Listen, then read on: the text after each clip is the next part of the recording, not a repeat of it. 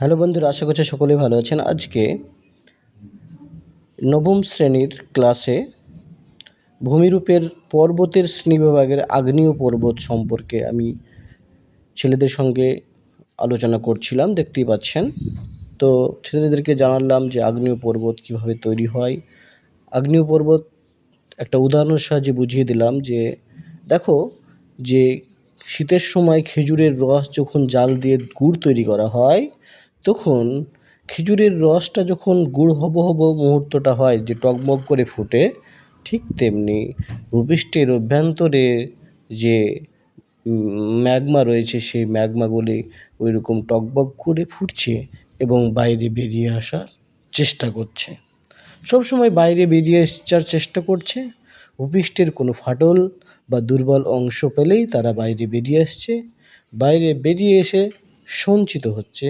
সঞ্চিত হয়ে কিন্তু আস্তে আস্তে সঞ্চিত হয়ে যখন জমা হতে হতে যখন সেটা একটা পর্বতের যে ক্যারেক্টার বা বৈশিষ্ট্যের সঙ্গে ম্যাচ করে যাচ্ছে, তখন সেটাকে আগ্নেয় পর্বত বলা হচ্ছে। এছাড়াও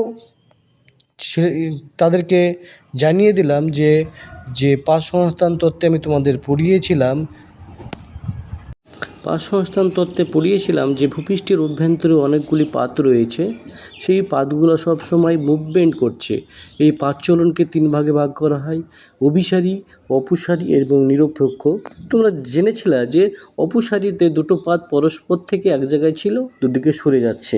এর ফলে ফাটল বরাবর বাইরে বেরিয়ে এসে সঞ্চিত হয়ে কীভাবে বাইরে আগ্নেয় পর্বত তৈরি, সেটা জানিয়ে দিলাম। দেখুন, এই তাদের ভিডিওর মাধ্যমে তাদেরকে আমি এই ব্যাপারটা দেখাচ্ছি। আপনারা দেখতে থাকুন।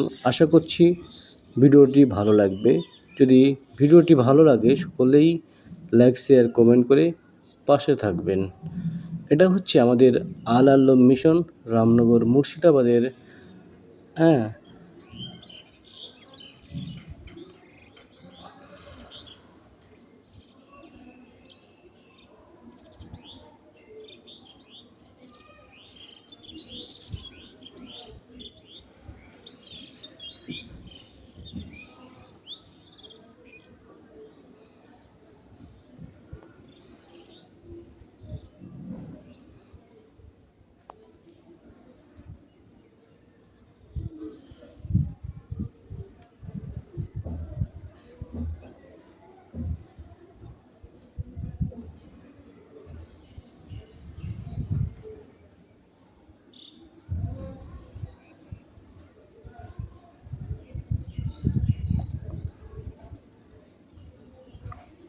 দেখতে পাচ্ছেন যে ভূপৃষ্ঠের অভ্যন্তর থেকে কিভাবে দুটো পাত দুদিকে সরে যাওয়ার ফলে ভূপৃষ্ঠের অভ্যন্তর থেকে যে ম্যাগমা, সেই ম্যাগমাটা কিভাবে বাইরে বেরিয়ে আসছে, বাইরে বেরিয়ে এসে কিভাবে সঞ্চিত হচ্ছে।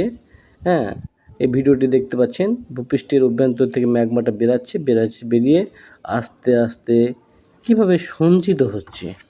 সঞ্চিত হয়ে আস্তে আস্তে সেটা দীর্ঘদিন ধরে সঞ্চিত হয়ে শীতল হয়ে যে আগ্নেয় পর্বত কীভাবে তৈরি হচ্ছে, সেটা আমি ছেলেদেরকে বোঝাচ্ছিলাম। দেখতে পাচ্ছেন, ছেলেরা কিন্তু খুব মনোযোগ সহকারে ক্লাসটি করছিলেন, ক্লাসটি শুনছিলেন।